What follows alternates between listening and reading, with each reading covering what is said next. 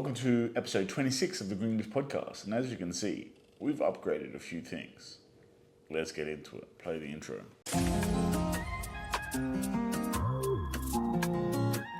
I'm Greek Australian. That's why I look like this, but I sound like this.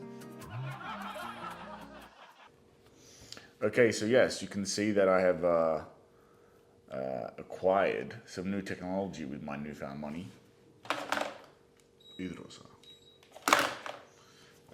And so yeah, I did this for you. This isn't some selfish thing. This is for you. So the audio quality is better, and so I can make videos, to be honest. And that's what I'm going to talk about in this podcast. Last podcast, I talked about what I have done that got me to this point. In this podcast, I'm going to talk about what I will do. But yeah, I'll tell you how my last week went. It's Monday morning, and I want to get these videos, these podcasts done every Monday morning, so that, just starts off the week productively. And so, okay, last week I bought some new tech. I bought myself a drone. I'm going to put on the screen now some of the drone shots I got of the beautiful location I went to over the weekend. I also bought a car, a Toyota RAV4 2007. Now, okay, let's talk about, that'll be the first topic for today. Buying a car in Greece. What is that like? Now, I grew up with my uncles and aunties and so on really not having a great time with the Greek government in any sort of administrative capacity. But to be honest, maybe because times have changed, or maybe because they didn't really speak Greek, or maybe because they're not as persistent as me, I haven't found it so hard. So let's go through my process of buying a car in Greece. So, to be honest, it really wasn't that bad. Now, I bought a car 10 years ago.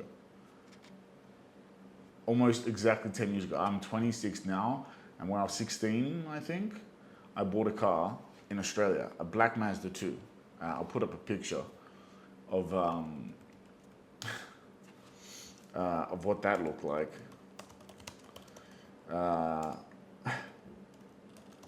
And not ironically, but I would end up sleeping in that little bad boy for a few weeks in my time, which was pretty funny. It wasn't funny, I'd cry myself to sleep. But 10 years later, so I bought a car in Australia. I bought it from a dealer. I did crash it into the back of a Chinese dude. He had a yellow Honda Jazz, and I was just changing the music, and hit the brakes, but it was a bit wet from rain, and I hit him in the back of him near Ramsgate. I don't know where Ramsgate is, but it feels like Ramsgate. And Ramsgate, UK, of course, UK. And I don't know if that was Ramsgate. Maybe it was Ramsgate. It was near like a Lebanese chicken shop, I remember. Man, it's so weird to look at, like, I'm a big Google Maps guy. Like, whenever I'm on a boring call, I'm on Google Maps. But, and I always had this theory, among many theories that I have.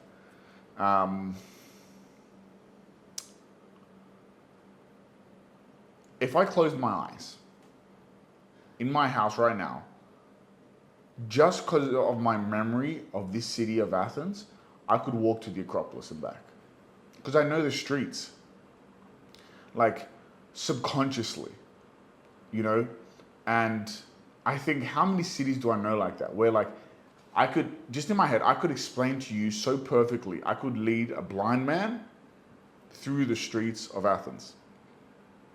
Or if someone's, coming to Athens for the first time, I could say, okay, on your left, you're going to see graffiti that says Boulevard 13 here, and then on the right, you're going to see an old dude who has a cafe every day Like that's how well I know this city. And I know a lot of cities that well, right?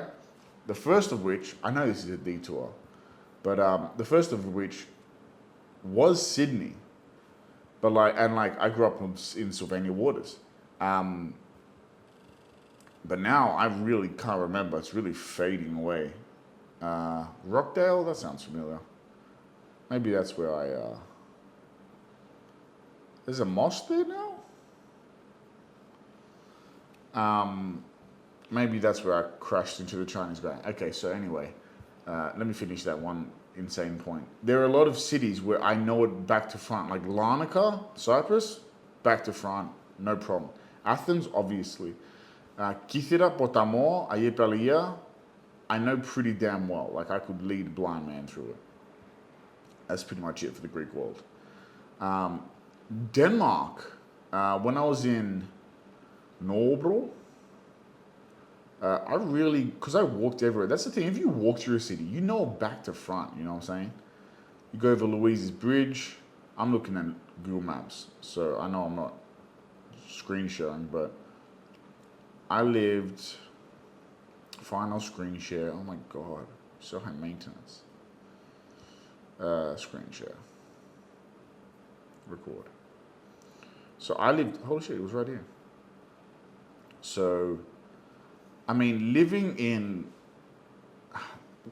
I'm trying to get to a point here, but I keep distracting myself. So if we go back out here, this is Louise's Bridge. And I found, and it was 2020, August 2020, I left Rhodes and I came here. And this bridge, I mean, the Nordics are living in La La Land. Just La La Land. It's literally they just live in such peace and prosperity. It's like La La Land to someone who's lived in a chaotic city. Like, one thing that we can't get right in the Greek world is this part. The road, we can't get right, obviously. We can't put lines on roads. We're not good at lines on roads. The only suburb in Athens that has good lines on roads and has order in parking is the suburb where the Greek Prime Minister and President live, right? I'm not going to go there because you're going to see where I live. Or unless I moved all my saves. There we go. Hide on your map, hide on your map, hide on your map, hide on your map. Okay. Anyway. So here in Copenhagen, I lived in Copenhagen during COVID, right? And I found a place on Airbnb. And here's a little tip for if you're a little traveler like me. If you go on Airbnb, everything's up for negotiation, okay? Let's say Kythera, right? You want to go from this time to this time, and you see the prices. Let's go to the most expensive. Anytime you travel somewhere, that place looks lovely. There's a place in Yerakari that I want to buy, but it's $1 million out of my budget. What's the most expensive place in Kythera?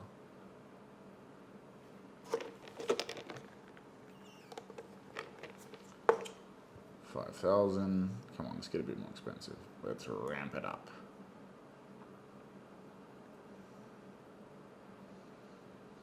$5,800. $8,000. These people are living in La La Land. 14 grand, 15 grand, a grand a night. That's got to be the most expensive. 16 grand, that's the most expensive. Okay.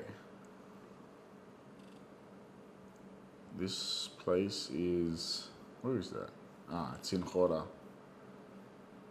I mean, I don't like the architecture, to be honest. It's too wide and plain. Wow, that's a bedroom window. Holy shit. Imagine you sitting up there scrolling on Instagram Reels and then you look over your phone for half a second and you see that view. It looks like a poster. All right, That's pretty dope. And that looks like a poster too. That's pretty dope, man. I'll give it to ya. Nice little garden. Look, I'm also, and we'll get to this at some point if I ever get off my ADHD tangents, but I have a big announcement in something related to this. Anyway, so my point is, when I traveled all the time, I would message a host and be like, hey buddy, I see it's about 15 grand for a week. How about we do 9? You know, because is that the best price you can do? That's all I say half the time. When I'm trying to negotiate, which is my job, I just say, is that the best price you can do? And half the time they're like, nah, I can do better. Okay, show me. That is a beautiful table. Why don't I get one of those?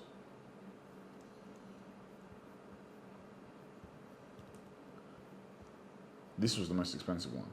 I think it's the same as the other one. Oh no, it's just, yeah, it is. Anyway. So negotiate, always negotiate. Everything's up for negotiation. Anyway, and there was this older woman, I'd say she was maybe 60, 70. I don't really know what old people ages are, to be honest. And I came here in August 2020. Yeah. And there's the Yellow Cafe somewhere here. Yeah, Cafe Salonen. And I was sitting like right here, dog. Right here. And this is where one of my jokes, my first good joke, my first good story started. I'd been doing comedy a year. And this happened to me. This story happened to me.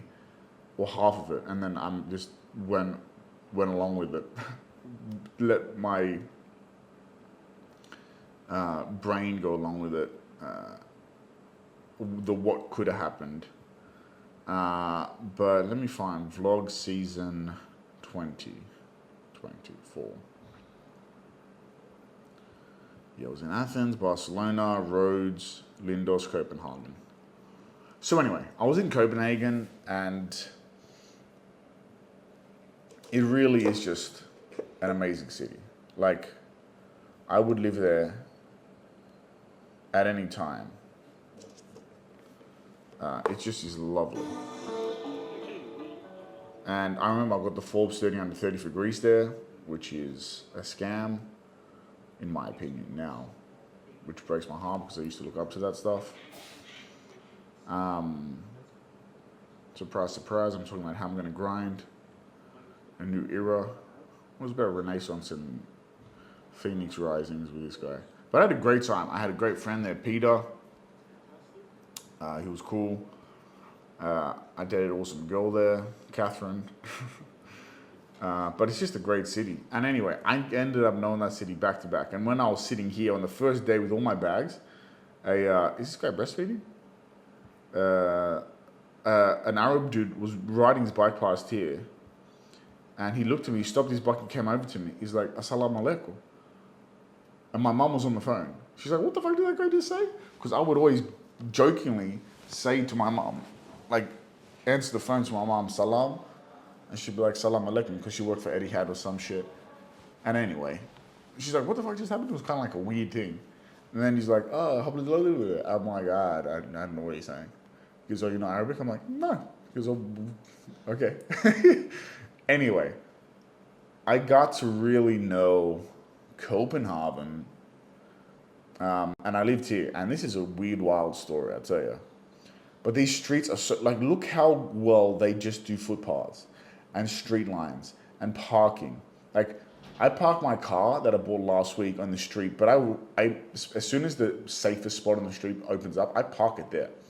I've seen 4 cars get like, just they're parked, and then a car will like eat half of the fucking car when they're trying to turn because Greeks are terrible drivers. Anyway, so I lived here and I negotiated on Airbnb with this lady.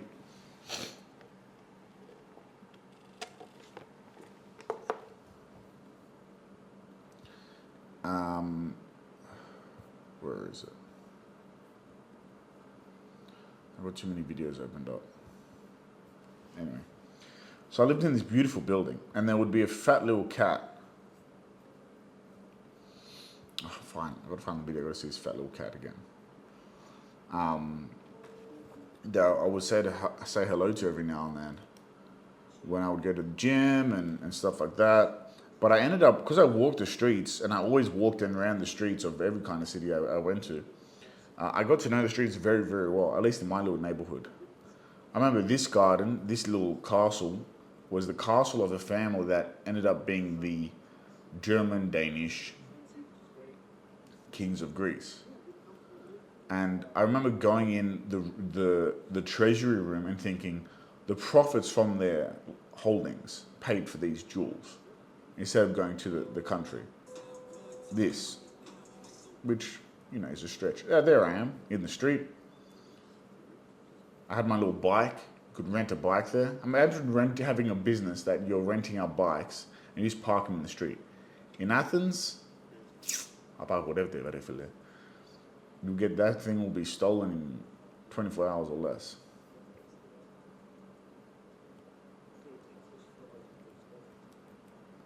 Where's the cat? Anyway, I really enjoyed Copenhagen, and I got to know it very well. And I always liked Stoicism, but I was just reading more about anxiety, and Kierkegaard has a great book and thoughts on anxiety, and his gravesite and this beautiful park was just a couple meters away, 100 meters away. There was a cafe here that served multi-grain, this one, multi-grain croissants. They were delicious. And I remember the first time I went in, I was trying to pay with cash, and they're like, "Oh no, Saudi, we only card." I'm like, but the card is symbolizing what I have in reality, that we don't take cash. I'm like, okay, and I just paid card. And there was a candy shop here that I would go to because I was a little boy living in La La Land. But I didn't even know it, but this is like, oh my God, this pizza place. Wait, was it there? There was a sandwich shop here that was insane. I think it was that place, but it doesn't, King of Kebab doesn't sound right. Nah, it can't be that place.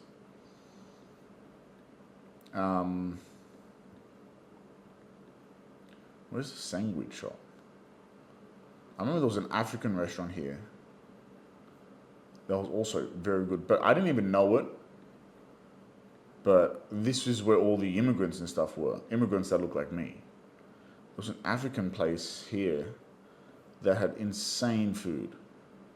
Like, delicious. And I went on a date there. Is it this place? Afrikaanske? Yeah. I went on a date there and it did not go well. She did not like it. She's like, respectfully, I don't want to see you again. I was like, oh, that's fine. Doesn't hurt my feelings. This guy looks like he's wearing a kebab jacket. A jacket covered in kebabs. Images. Anyway, I need to find this up. But like, if you said to me, could you direct someone around Copenhagen, which is exactly what I'm doing right now, basically. I could definitely do it for these suburbs at least. Mexican place, Taqueria, that's a lovely place. Like, no, bro, I would live there at the drop of a hat in summer. Not to mention, the women are gorgeous. Not that that's a reason to move to a city. Where is this sandwich joint? I remember it was like an intersection. That's not it. I remember one time I dated a girl in Bali, in Indonesia. And then she's like, oh, well, you know, I live in Copenhagen, so see ya. I was like, all right, fair enough. And does everyone have this same coat? I'm never going to find this sandwich joint. It was like an Italian sub type place. Italian sandwich, no bro. Non solo pizza. It was this place. Why did it say kebab on the front?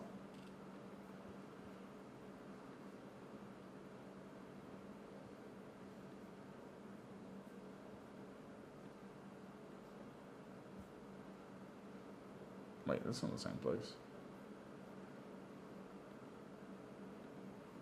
Dude, where is it? Non solo pizza.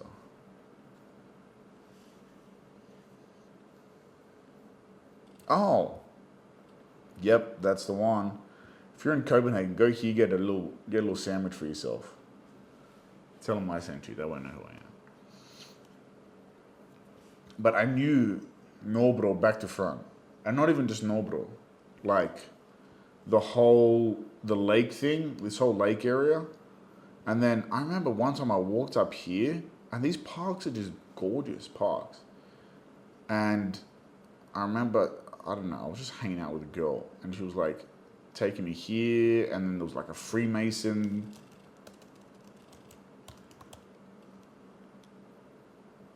The Order of the Freemasons. Yeah, see, I got memory like a motherfucker. I'm remembering all this shit. And anyway, there was a bar that we would go to. Yeah, here's my sub. No, bro. There was a bar called Friheden. Friheden.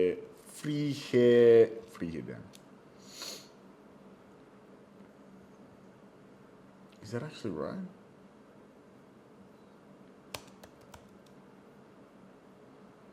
Is it? It was like a skate park in front of it. Oh, what the fuck? Yep. Dude, my memory is insane. So my larger point here is that there are cities, there's like 5 or 6 cities, the same with Barcelona. Like Barcelona, I know back to front, dude. Like mainly because when I lived in an apartment across the road from the hospital. I lived in this apartment. And I would train on the rooftop here. Across the road from the hospital, overlooking Camp Nou. And because it was COVID at the start of 2020, I ran like every single street in this city. I know back to front. Kind of the same with Nice, but not so much in France. Anyway, Playa del Carmen, I ran that city back to front. Oh yeah, Canggu, Bali. Again, back to front.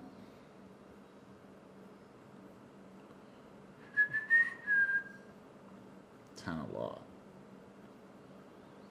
My point is, there are some cities that you know back to front, and I don't really know Sydney back to front anymore. Was that my point? I think that was my point.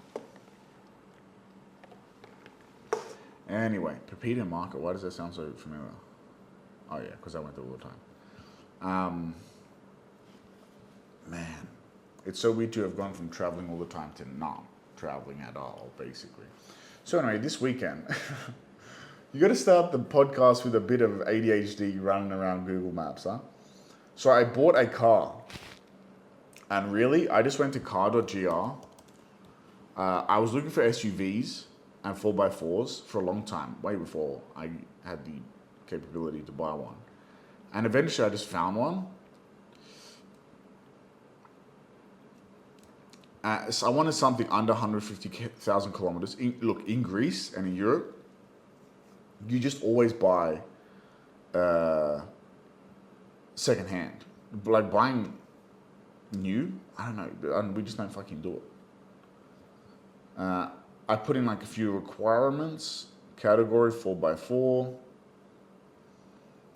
more filters.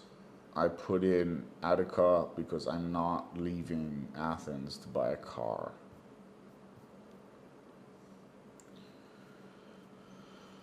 And yeah, and then I just went through, and the ones I liked, I pressed this P thing, and then it brought me to my parking category, and this was the car I bought. Anyway, and then I texted the guy. I was like, hey, I see you have it listed for 10 grand. The best I could do is 9. And then he's like, all right, done. And then I went and saw it, And then I'm like, ooh, the car was perfect. I'm like, ooh, how about 8,500? He's like, how about 8,800? I'm like, okay. Right, let's take it to the mechanic and we'll see. Took it to my mechanic around the corner. And he's like, man, this fucking car's good. Fucking great car. He did say like that, he doesn't speak English. And then I'm all right, let's go buy it. We went down to the Kep, 2 minutes away. And I just took my passport, and within 15, 20 minutes it was done. I had to pay some like small taxing, it was like 20 euros. That's a tax for the transfer. And then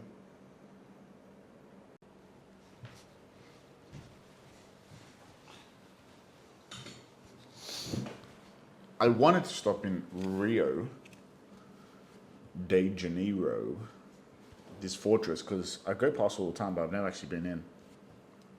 But I didn't do it this time anyway. And also Antirio, but I didn't do that either. And I just went straight, and I also wanted to go stop at Misogi, make a video about that, but I didn't do that.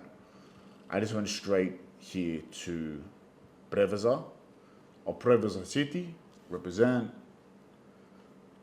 That's a long story. And then I went straight to the walls of Nicopolis. Now, one of my favorite YouTubers went here. And it doesn't give you real scale. You see the pictures, you're like, oh, cool, you know, some fucking walls. But like, it's insane. The city is insane. So I just drove in, right? And you can't really see it, but there's like it's like a square. The city is kind of like a square. And here's the walls. You can drive along the walls. I think this is the inner walls, and then the larger walls are like this. And it's huge. I mean, you just can't see right. But I drove in, I think, from this direction, and I saw, and I came here to the Odeon. I'll play some of the drone footage I got since I bought a drone the day before. The Odeon is beautiful. They had a bunch of the current live stage equipment set up. I was there with one other Slovakian guy and his girl. He's like, "Oh, are you a YouTuber?" I'm like, "Yeah," but no one watches. So and then I drove down here to the gate, and this wall is what was very impressive. So this wall, if you can see it from Google Maps, this is the inner bastion, right? And this wall goes all the way down here, and then kind of ends here, or the ruins end at least. But if I show you an ancient map of Nicopolis, it'll make a bit more sense.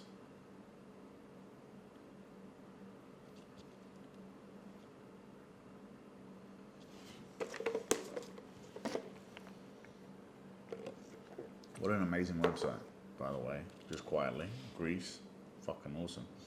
So here, this is the gate that I go through. Let me just pull it up so you can see what I'm talking about.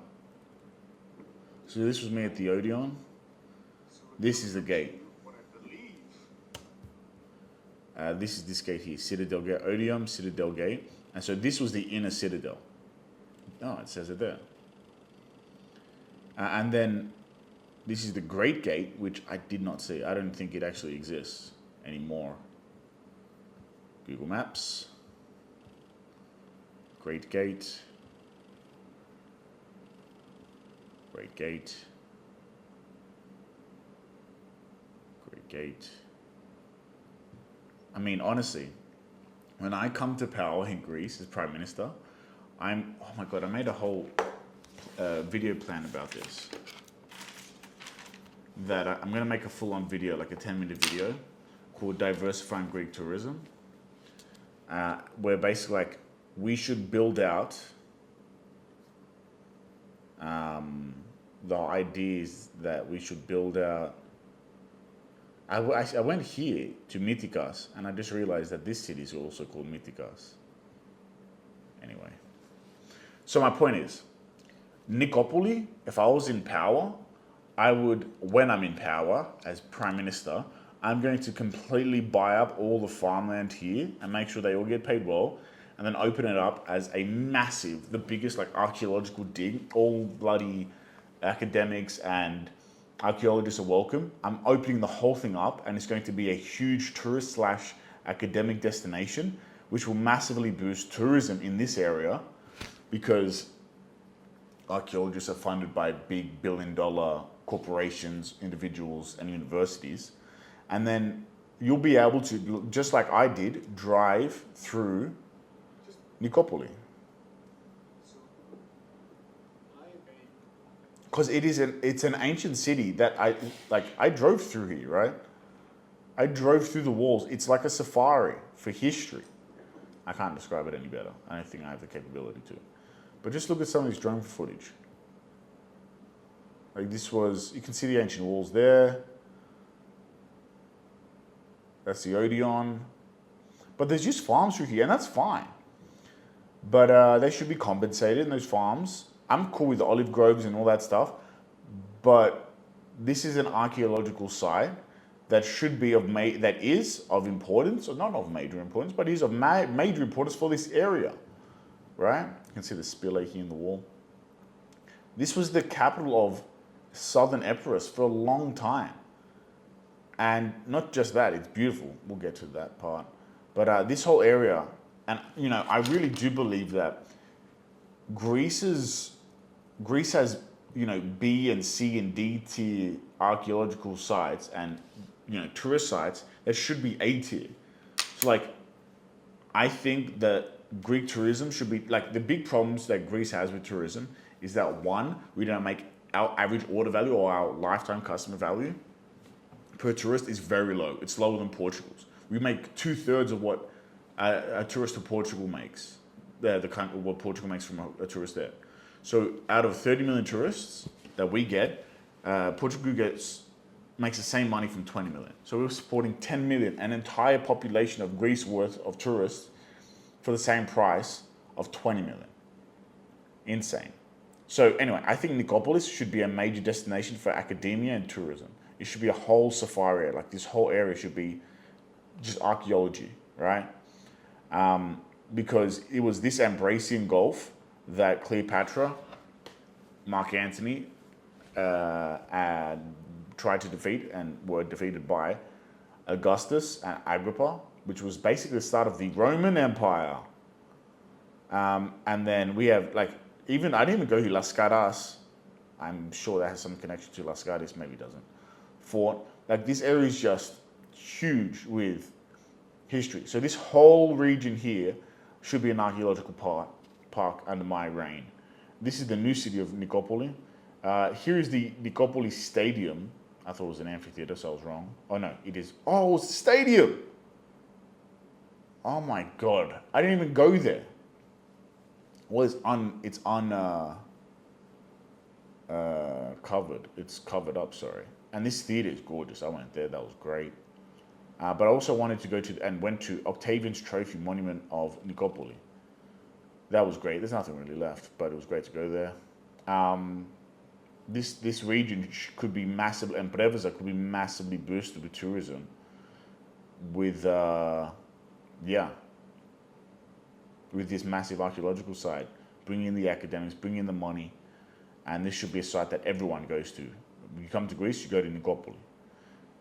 I said the same for Anastasiopolis. So this is somewhere I went on my march across Greece. March across Greece, Anastasiopolis. It's not going to come on. Yeah, I overestimated my fame.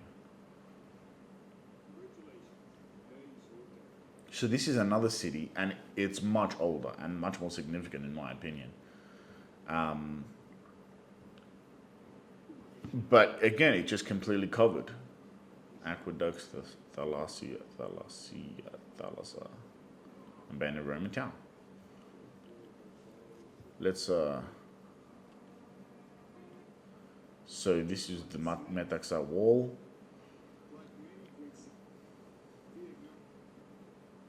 Me ranting right here. Look at this beautiful gate. Now this does not have as much history to see, structures as Nicopolis. But I gotta go somewhere here, right? Frudio. Yeah, it's not called fucking Frudio. I think it's there, right? Don't tell me they don't even have it indicated on the map. Pretty sure it's here. This is ancient Anastasiopoli. I'm pretty sure. Unless I'm wildly off. No, I'm right. Yeah. How can I mean, it's sad. This whole thing should be an archaeological site. And people should be coming from all around the world to visit it. And if you want to plant the trees, replant them here. Buy that land, replant them there. This should be an archaeological site. That's my second destination for tourism. Olympia. Olympia is already a destination for tourism. I appreciate that. But I believe that we should pay for the reconstruction of one of the ancient wonders of the world. And that, of course, is the Temple of Zeus. Not just one pylon thing. The whole thing. Well, as much as we can. Because a lot of the pieces are actually there. And I'm sure with some of the more recent technology, we could figure something out. And that could be a much bigger site. Because right now, Olympia is like a B, C tier tourist site. Like, a lot of people go there and do their little run in the stadium. But if one of the 7 ancient wonders of the world, which there's only one left, and that's the pyramids, if one of them was rebuilt to some capacity, just like the Parthenon is being rebuilt, I think we'd get more tourists there, right? What else? Olympia, Rhodes. Okay, Rhodes is very touristy, let's be honest. But again, one of the 7 ancient wonders of the world. It doesn't even need to be to the scale. This little port here, which is this one here, there's a doe statue or a stag statue. It doesn't need to be the same size and it doesn't need to be the same materials. Just make a Colossus of Rhodes. Would it kill you to make a Colossus of Rhodes? I know it doesn't, Rhodes doesn't need the tourists, but make a Colossus of Rhodes, please. Se paracalo. Mistras and Sparta, that needs to be so much more famous, right? So just promote it more. Mistras is awesome, and so is Sparta, but it just needs to be told in the right way. The story in Byzantium and just needs to be told in a better way, better storytelling, and more infrastructure. And the last was money. But anyway, my point is this.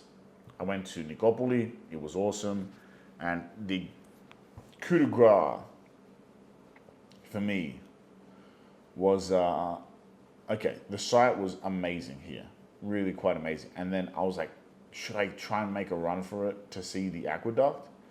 I was like, yeah, fuck it, let's go try. And where's the aqueduct?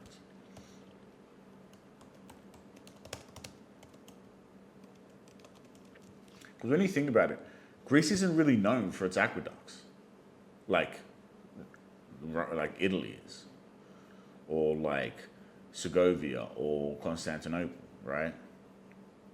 But look at this amazing aqueduct. Obviously, no work has been put into restoration, but it's skirted through the mountains, literally through the mountains, like tunnels. And I got an amazing drone shot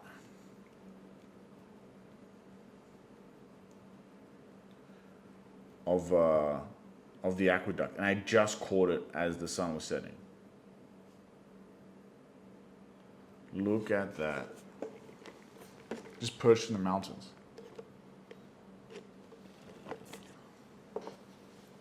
Amazing, right? And this is something, this is a city. This aqueduct, of course, is part of the infrastructure around and that supported Nicopolis.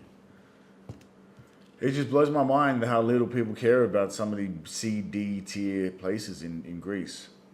Anyway, so we bought a car, we tested it around, we went all the way here, past Preveza, and then I went to this restaurant that I just picked from Google Maps. And I call him up. I always call him up, and a little travel tip for you. I saw this guy. He was wearing the same shirt. He was cleaning fish. I go, bro, I want the best seat in the house. They're like, all right, asshole. And I sat right here in front of the little lighthouse thing. And the water was like right at my feet. All this, I don't know if it was high tide or what, but the water was right at my toes. It was nibbling at my toes. Food was good. Seafood was pretty amazing. I looked for hotels in this entire region and all of them were booked. And I couldn't figure out why. And I'm like, fuck it. I'm not going to let Dutch tourists stop me from staying somewhere I want to go in Greece. So I just went camping, of course. And I went for a little midnight dip here. And as I'm coming out of the water, some guy with his crew, like Greek guy, just started singing. And the guy sung like an angel too. I was like, this is very romantic. And I had a nap and I couldn't really sleep because there was a panegyri happening in Mytikas, which I missed because I was trying to sleep. No wonder I couldn't find a place to sleep. There was a dam here. I went here specifically for history and I didn't even see this dam. Damn.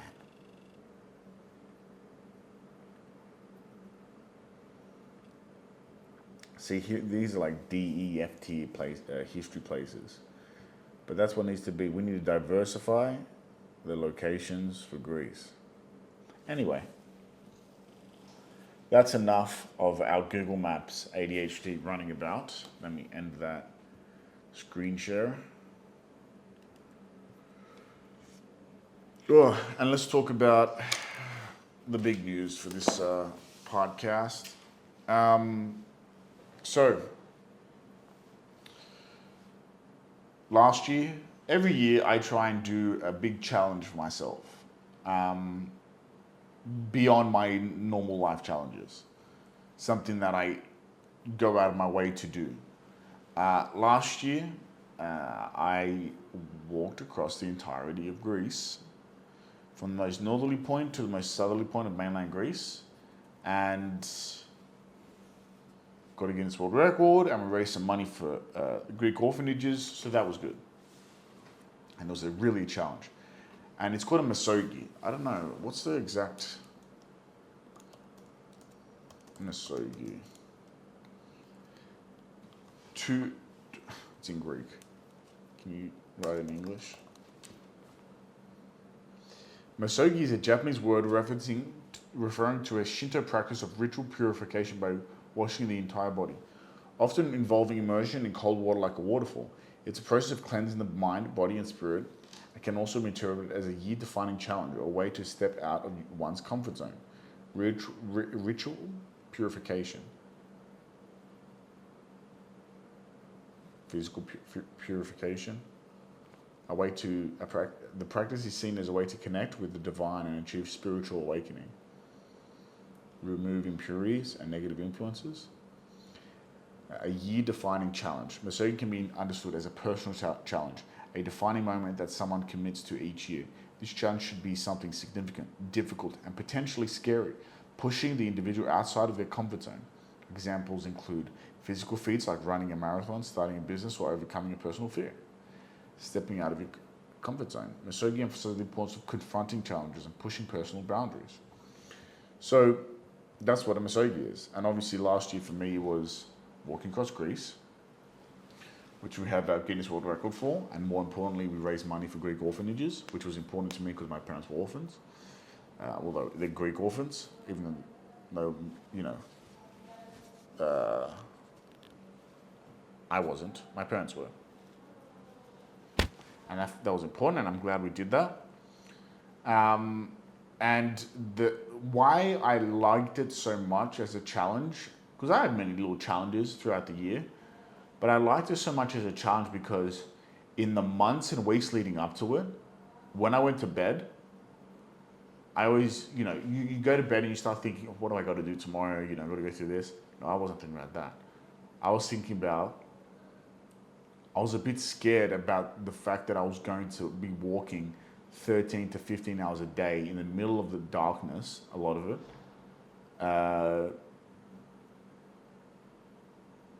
And this gave me anxiety. And I was like, I'm doing something right. If I'm getting anxiety from this, I'm doing something right. And over the last this year, as soon as I finished that, even before I finished that, everyone, and including myself, asked me, what's next? As much as I'd like to, run across Cyprus, which I'm sure I'll do at some point, and get the Guinness World Record for that, that isn't just a Guinness World Record and isn't just raising money for an orphanage or charity. It's a political statement.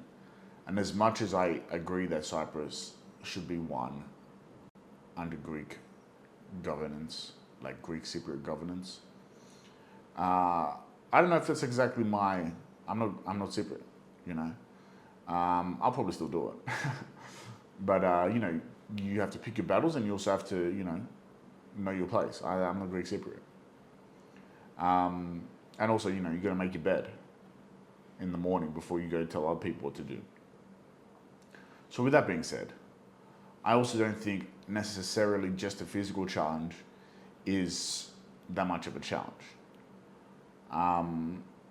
So this year, looking at how the years panned out, and the things that came up, and however, how life goes, what I found to be something that scared me a bit, that was a bit of a physical challenge, a bit of a management and organizational challenge, a challenge of my stress, a challenge of my mind and mental capacity, and why it is going to be my Misogi for 2025 is I'm going to go and build a farmhouse in my island on my land in Kythera. And yeah, it's going to be a challenge. I did tiny bit of demolition construction experience as a kid, so I'm not completely foreign to a construction site. But I don't know what I'm doing. So it's going to be a challenge, and I'm super hyped for that.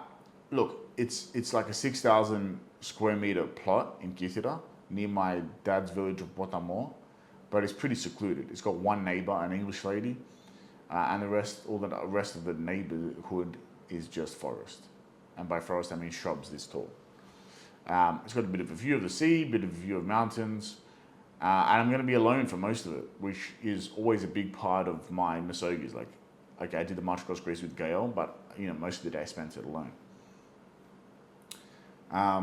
Physically, it's going to be a challenge, but mentally, I think it's going to be a bigger challenge because I'm going to have to learn stuff to a professional level. Because I don't want to build a shitty house that's going to fall over. I'm going to have to follow instructions, which I'm really not good at. I'm really not good at following instructions. I just kind of do whatever the fuck I want, which is not good sometimes. So I'm going to build this farmhouse, somewhere that I can live when I go to Kythera. My friends, my cousin can stay when we go there. And yeah, I don't know how long it's going to take, but I'm going to have a pretty good swing at it this winter. So I'm going to go to Kythera September, and I might just stay all of winter into next year. I'm sure I'll do a trip here back to Athens at some point. I'm going to take all my gear, all my podcast and video gear down to Kythera, find like a little office or something, and produce videos from there. And I'm going to make a series out of the March across Greece, I was going to say. I'm going to make a series out of building this farmhouse on Instagram and on YouTube. Because it's been a dream of mine for a long time. And I also watch all these, in Portugal and in Italy, all these people who, build farmhouses. They're city people, city slickers like me. And they go and build out these farmhouses, and I respect them so much because it's exactly what I want to do. And I've seen enough people do it to know what an idiot like me can and can't do. I can build the walls with a bit of instruction and a lot of YouTube videos. I'll get a local builder to come and tell me how to do this and that. But look, electricity and plumbing, I'm just going to pay someone to do it. I'll learn on the job and I'll document it, but I'm not fucking that up. The big farm the olive trees, the walls for the steps because it's on a hill. I can do that. That's just hard labor. I can do hard labor. I'm just a mule, you know me, dog. I just want to dig holes for a living. Setting up the fence and setting up the gardening and all this stuff. I got a good picture for how I want it done, and I'm going to document the whole thing. And it's going to be a challenge of, again, being solo, being in a small village, being around family for the first time in a long time, and just connecting a bit more with nature. The good thing is, there's no reason for me to stop working on my business and my video business and my media business that I'm kicking off. No reason. I'm going to get a little office somewhere in Portamor, or just a room or wherever I'm going to stay. Get a table, set up some plants in the background, get my lights, take my lights. I'm going to pack it all into my car, bring the fucking podcast mic, and I go. There's no reason not to just do it there. The other great thing too is I want to get back into shape, thoroughly back into the shape, with a lot of hikes in Gitara. And I'm going to eat right because it's almost impossible not to eat healthy in Gitara. And there's the best gym I've been to in the world is in Gitara too. I don't know how it's so good, but in I forget the name. It's like the best gym I've ever been to. It's amazing. So it's going to be great. And just like I'm going to try and do, copy a lot of what my favorite YouTubers do, and just be like, hey, anyone who wants to help can come and help. If you want to camp on the land, camp on the land. As long as you help out, I'll feed you. And try and make it as communal as I can during the building process. And, part of it is, I'm obviously building something that's adding value to my property. Financially, it's helping me. More than anything, I want to have a place for myself on my island where I'm from. For someone who hasn't had a home in a long time, it's a big thing to build your own home with your own two hands. And I feel like that's a very human experience that I would love to have. As someone who makes fantastical money from the internet, not fantastical money from scale, just because it doesn't make sense that I sit on a laptop and I make more money than I ever did from manual labor and real work. It feels good. I think it'll feel good to do some manual labor, So yeah, manual labor, building a farm.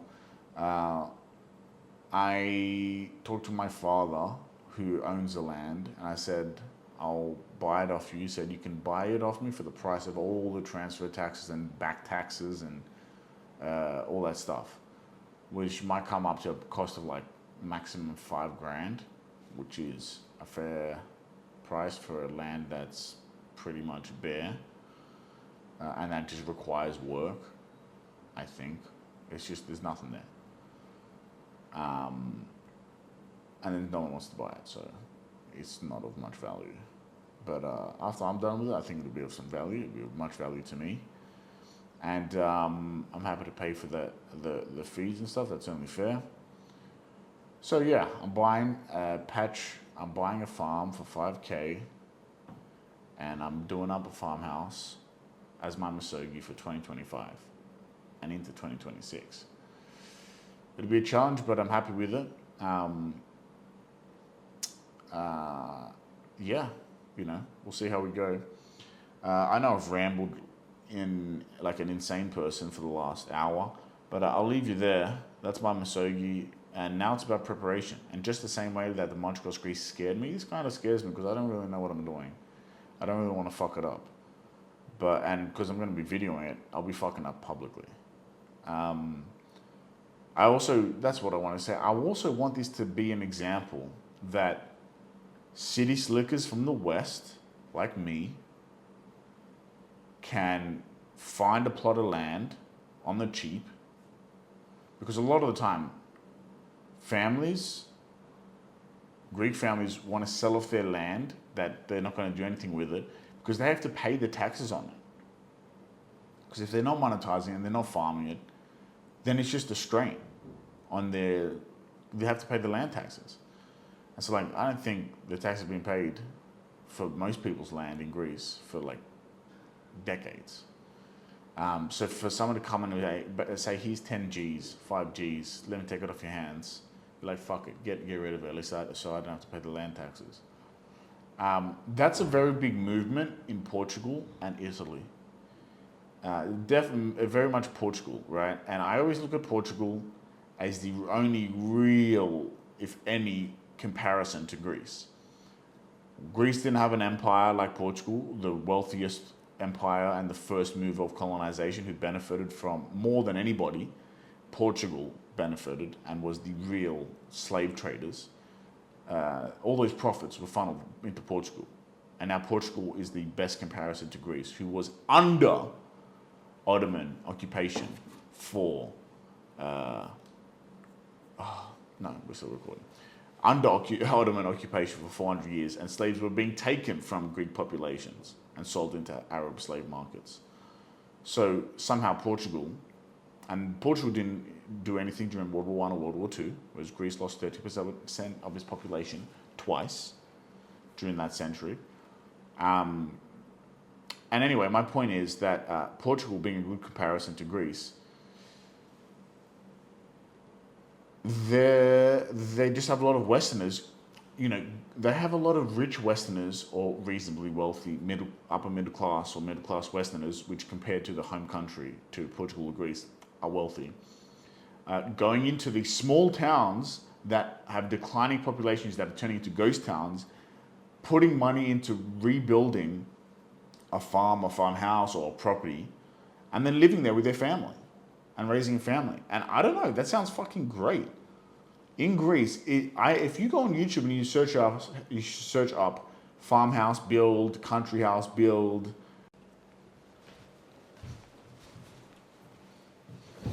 I don't think anyone has shown that you can buy a little shitty plot of land in Greece, in the country, and you can develop it into a nice country farmhouse for you to retire in and raise some kids if you want to have the old, more simple, traditional life.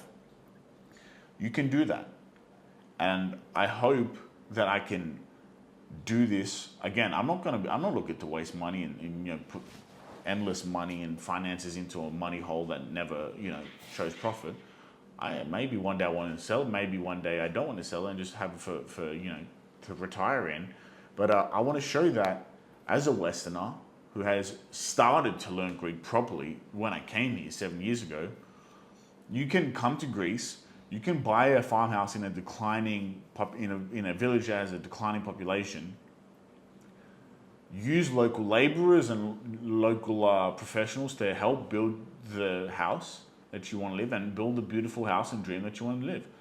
And for more than anything, I want to do this for Greek diaspora, kids of my generation, my parents' generation, that live in the diaspora and they want to come and retire, want to come and live in Greece. If you work online, I know 3 or 4 lawyers my age who they work online. They're like, I really don't need to be living in Australia or America. And they want to have this life in the country a bit more traditional, not as much dopamine addicted behavior. And they would love to come and do this, but I think unless you've seen someone who's a bit more local or a bit closer to doing it, you're not going to have the energy, the know-how, the charisma, the chutzpah to go and do it. So with this process, and I want to document it, I'm also going to be on my website making out a series. I don't have a website yet. Making out a series of how and every step I took in the buying process, the tax back paying process, the engineer process, surveyor, and all this stuff. Dealing with neighbors, dealing with this. I'm going to just document it all so that when you say, you know what, maybe I want to go and buy a shitty farm, a shitty house in the village, in the country, in Greece, and how do I do that? Look at George's YouTube channel, Instagram, and his website, and it will show you how to do that. How to assimilate too. I don't know. I would have loved to. I watched this guy, Martin Joulard. he renovated a country house in kind of like in the Dolomites in northern Italy, and this other Portuguese guy who lived in Canada and came back, bought his grandparents' farm, and he's doing it up, and he's a professional farmer. He knows what he's doing. But I watched so many of these farmer dudes. American white dude learned Italian, bought a family house, and did it up in Italy. I love, and there's Project Camp in Portugal. These Dutch people just going super eco, community mode in Portugal. Like I don't know. I want to do that for Greece. I want to serve as an example for other people to be able to come here and do the same thing, especially Greek diaspora, to come back, to return. And I've always said I believe in the right of return. There should be a right of return for Greeks, even fourth generation Greeks. Bum, have a passport. Bum, get yourself into an old village. Put your money into doing up a place, and you'll see how much more satisfied you'll be with life. I think it's an experiment just as much as it is as a guide. So anyway, that's my Misogi for this year. I'm going to start. I got the first topographic map here on the wall. I'll make a specific video separated from this podcast about this, but yeah, this will be my my Misogi, and I'm starting to make plans. I'm starting to get an idea of how I want to design it, what plants I want, blah blah blah. And also, in about a month, I'm out of Athens. I'll still have my apartment here. I'll just shut up shop and and get comfortable in Kitara and get that place started up and get this Misogi. It's scary to me because, I don't want to fuck up the building. I want it to be beautiful. I want to do right by my grandfather who wanted to build a farmhouse there, by my father who wanted to build a farmhouse there, and by my own dreams and my onira, that wanted to build this out. So, big scary dream, and I'm going to dive in head first and hopefully serve as a guide to others to do the same thing, because I would love to see a resurgence in, rich Westerners coming and, not a resurgence, a wave of Westerners coming and living not in the major cities and pricing out local Greeks, but in the little towns where they don't want to live, right? And that is declining population. Anyway, that's my Misogi. That's episode 26 of the Grenglish podcast. I will see you in the next one.